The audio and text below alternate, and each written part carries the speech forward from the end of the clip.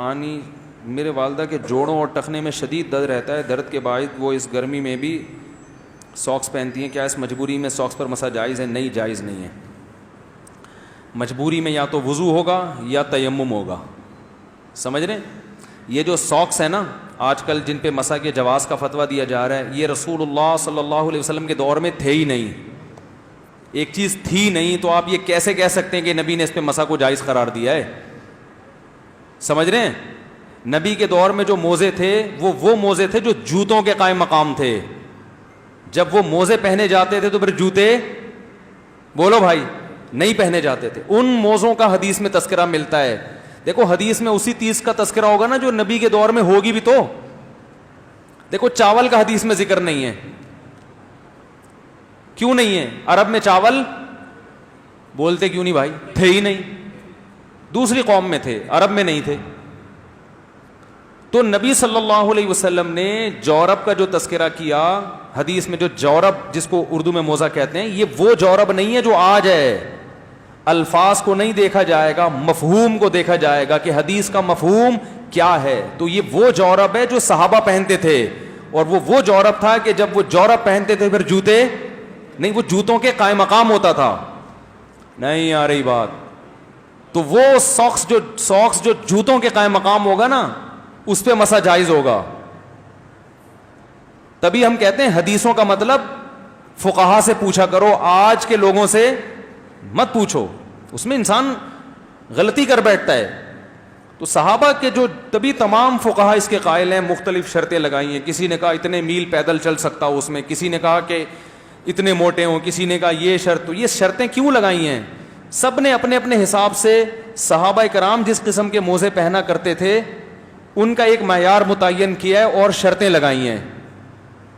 ہر آدمی اپنے لحاظ, ہر مجتہد نے اپنے لحاظ سے شرطیں لگائی ہیں نا. انہوں نے کہا صحابہ کے موزے جو تھے نا اس میں یہ کوالٹی تھی کہ اتنے میل چل سکتے تھے. کسی نے کہا نہیں یہ شرط, کسی نے کہا یہ شرط. تو وہ سب انہوں نے اس موزے کو بنیاد بنایا ہے. یہ والا موزہ جو ٹیشو پیپر کی طرح باریک ہوتا ہے اس کو کسی نے بھی بنیاد نہیں بنایا.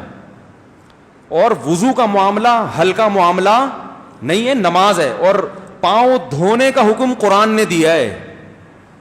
تو قرآن کی آیت کو چھوڑا جائے گا بہت مضبوط دلیل کی بیس پہ. ایک ترمذی کی روایت یا کوئی روایت جس میں جورب کا ذکر آیا اور جورب سے آپ نے یہ والے موزے مراد لے لیے, اتنی کمزور دلیل پہ قرآن نہیں چھوڑا جا سکتا. تبھی امام ابو حنیفہ کہتے ہیں ما قلت بالمسح علی الخفین, میں نے موزوں پہ مسح کا فتویٰ اس وقت تک نہیں دیا جب تک کہ میرے پاس چڑھتے سورج کی طرح دلائل نہیں آ گئے کہ یہ مسح جائز ہے. کیوں اتنے کثرت سے دلائل آئے ہیں پھر فتویٰ دیا؟ کیونکہ قرآن میں پاؤں دھونے کا حکم ہے. قرآن تو بہت مضبوط ہے. آپ موزے چڑھا کے دیکھ لو سعودی عرب میں اور دبئی شارجہ میں کیا ہو رہا ہے. 5 نمازیں عام ساکس ہیں اس پہ مسح کر کر کے نمازیں پڑھ رہے ہیں. پاؤں دھونے کا حکم کہاں گیا؟ بالکل ہی شارٹ ہو گیا مارکیٹ سے. تو یہ موزوں پر کون سا, یہ پہننا بھی کوئی مشکل کام نہیں ہے, اتارنا بھی کوئی مشکل کام نہیں. اور ان موزوں میں ایک ٹینشن یہ بھی ہے, ایک مسئلہ یہ بھی ہے کہ ان موزوں کو تو پہنے پاؤں دھو سکتے ہو آپ, یہ تو اتنے ہلکے ہیں. موزوں پہ مسح کرنا کی تو اجازت اس لیے ہے نا کہ حرج نہ ہو. تو حرج سے بچنے کے لیے تو یہ ضروری ہے کہ ان کو پہن کے پاؤں دھونا ممکن نہ ہو. ان کو پہن کے تو آپ آسانی سے پاؤں دھو سکتے ہیں, پورا پاؤں گیلا ہو جائے گا آپ کا. تو پاؤں دھونے کی ٹینشن سے بچانے کے لیے حکم دیا موزوں پہ مسح کرو. تو وہ ٹینشن ان موزوں میں ہوتی نہیں ہے. آپ کہہ سکتے ہو کہ ہوگی کیونکہ ہم جب دھوئیں گے تو گیلے ہو جائیں گے, گیلے پاؤں میں شوز میں وہ کیسے پہنیں گے, اور وہ پہن کے نماز کیسے, گیلے ہو جائیں گے نا شوز. تو یہ گیلا ہونا شریعت کی نظر میں کوئی حرج, بولو بھائی, نہیں ہے. حرج وہ ہوتا ہے جس کو شریعت نے حرج مانا ہو. تو اس لیے بھائی یہ نیا فتویٰ ہے, مارکیٹ میں چل رہا ہے. سعودیہ کے شیخ بن باز رحمہ اللہ تعالی ہمارے لیے قابل احترام تھے. ان کی ایک ذاتی رائے تھی اور یہ ابن تیمیہ رحمہ اللہ سے انہوں نے لی تھی, اور وہ پوری امت میں, کیونکہ سعودیہ کے مفتی اعظم کا فتویٰ بڑا مانا جاتا ہے, سعودیہ کے ہے نا, تو اس کے مقابلے میں تمام بڑے بڑے فقہا کو لوگوں نے چھوڑ دیا. تو آپ بڑے بڑے مجتہدین جو شیخ بن باز سے بھی بڑے تھے ان کو فالو کریں, ان کا یہ فتویٰ نہیں ہے. انہوں نے شرطیں لگائی ہیں اور وہ شرطیں اس عام موزے میں نہیں پائی جاتی. اور کوئی آپ سے پوچھے نا, حدیث میں تو آتا ہے جورب موزے پہ مسح نبی نے کیا, آپ بولیں حدیث میں جو موزہ ہے وہ موزہ ہے جو اس دور میں تھا, یہ والا موزہ اس دور میں نہیں تھا. اور وہ موزہ ہے جو بغیر شوز کے پہنا جاتا تھا, یعنی شوز کے قائم مقام ہوتا تھا, وہ اسے پہن کے صحابہ سفر کرتے تھے. سمجھ رہے ہیں کہ نہیں سمجھ رہے ہیں؟ اس موزے کو پہن کے, کوئی یہ موزہ پہننا نہ پہننا برابر ہے, یہ ننگے پاؤں جیسا ہوتا ہے آدمی, اسے پہن کے انڈا موڑ تک نہیں جا سکتا آدمی. تو اس لیے نماز بہت اہم رکن ہے اور وضو بہت اہم. اور کیا حدیث میں آتا ہے کہ ایڑیاں ذرا سی خشک رہ گئی تھی ایک صحابی کی وضو میں, ذرا سی خشک, آپ نے فرمایا ویل للاعقاب من النار, ان ایڑیوں کے لیے جہنم کی آگ ہے. کتنی شدید وعید ہے نا حدیث میں پاؤں نہ دھونے پر, کہ ایڑی اتنی سی خوش رہ گئی, تو آپ کیا وعید سنا رہے ہیں کہ آگ کی. تو اس سے پتہ چلتا ہے پاؤں دھونے کا حکم اسلام میں وضو میں معمولی حکم نہیں ہے, پورا پاؤں باقاعدہ دھونا پڑے گا. ہاں حدیث میں کثرت سے آتا ہے کہ آپ صلی اللہ علیہ وسلم نے خفین پر مسح کیا ہے. خف تو ان موزوں کو کہتے ہی نہیں ہے, ایک حدیث میں جورب ہے, تو اس سے بھی خف ہی مراد ہے, یہ والے موزے مراد نہیں ہیں. تو مضبوط دلیل جب تک نہیں ہوگی قرآن کے حکم کو چھوڑا نہیں جائے گا. تو اس کو اندھی تقلید نہیں کہتے, اس کو تقلید علی وجہ البصیرہ کہتے ہیں. اندھی تقلید وہ ہے جو آپ کر رہے ہیں کہ بس بن باز کا فتویٰ آ گیا تو ساری دنیا ایک طرف. سمجھ رہے کہ نہیں سمجھ رہے؟ باقی سارے فقہا کو چھوڑ دیا آپ نے. ایک صاحب نے مجھے بتایا کہ میں سفر کر رہا تھا, کچھ عرب لوگ تھے میرے ساتھ, بڑے متشدد قسم کے عربی تھے وہ. تو نماز کے کسی مسئلے میں اختلاف ہوا سفر کے دوران, تو میں نے ان کو بتایا کہ فلاں امام ابو حنیفہ یہ کہتے ہیں, امام شافعی بھی یہ کہتے ہیں, امام احمد بھی یہ کہتے ہیں, امام مالک بھی یہ کہتے ہیں, سب یہی کہتے ہیں. تو انہوں نے کہا میں کسی کو نہیں مانتا, میں حدیث کو مانتا ہوں. یہ انہوں نے مجھے خود واقعہ سنایا, اور وہ خود بھی سعودی عرب میں پڑھے ہیں, پاکستان کے عالم نہیں ہیں وہ, سعودیہ سے پڑھے ہوئے جو مجھے واقعہ سنا رہے ہیں. کہہ رہے میری بحث ہو رہی کہ یار چاروں امام یہ کہتے ہیں, تو انہوں نے کہا میں نہیں مانتا, میں تو حدیث کو مانتا ہوں.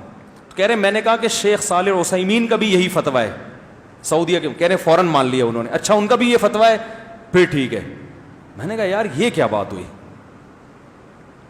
وہ حدیث جس پہ شیخ صالح ال عثیمین فتویٰ دے دیں تو وہ تو حدیث کا فتویٰ ہے, چاروں امام فتویٰ دیں وہ حدیث کا فتویٰ نہیں ہے. تو تقلید سب کر رہے ہیں, یہ یاد رکھو.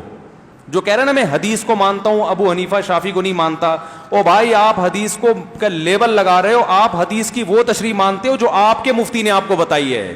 سمجھ رہے ہو؟ جو دوسرا مفتی بتا رہا ہے اس کو آپ لفٹ کرانے کے لیے تیار ہو ہی نہیں. تو ہم کہتے ہیں جب عامی آدمی نے مفتی کی تقلید ہی کرنی ہے, بن باز ہو یا صالح ال عثیمین ہو, یہ یقیناً قابل احترام تھے ہمارے لیے, تو جب آپ نے انہی مفتیوں کی تقلید ہی کرنی ہے تو ائمہ اربعہ کی تقلید کرو, وہ زیادہ بہتر نہیں ہے کیا؟ جنہوں نے تابعین تبع تابعین کا دور دیکھا, صحابہ تابعین کو نمازیں پڑھتے ہوئے دیکھا اپنے سامنے, صحابہ تابعین اور ان کے شاگردوں کو, تو وہ زیادہ اس قابل ہے کہ ان کی تقلید کی جائے. تو اس لیے یہ عام موضوع پہ مسا اگر امام نے کیا ہے آپ کو یقین ہے اس کے پیچھے نماز نہیں ہوگی, کیونکہ نماز میں وضو بہت اہم رکن ہے اور پاؤں دھونا قرآن کا حکم ہے. تو اتنی کمزور دلائل کی بیس پہ پاؤں دھونے کے حکم کو چھوڑا نہیں جائے گا اور نماز کو خراب نہیں کیا جائے گا.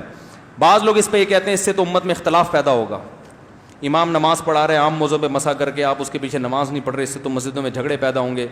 یقیناً پیدا ہوں گے, لیکن اس جھگڑے کا ذمہ دار وہ امام ہے کہ جو اپنے مسلک کو سب پہ ٹھونس رہا ہے سب کے اوپر. بھائی اس کے مسلک میں بھی عام موضوع پہ مسا کرنا جائز ہے نا, فرض تو نہیں ہے.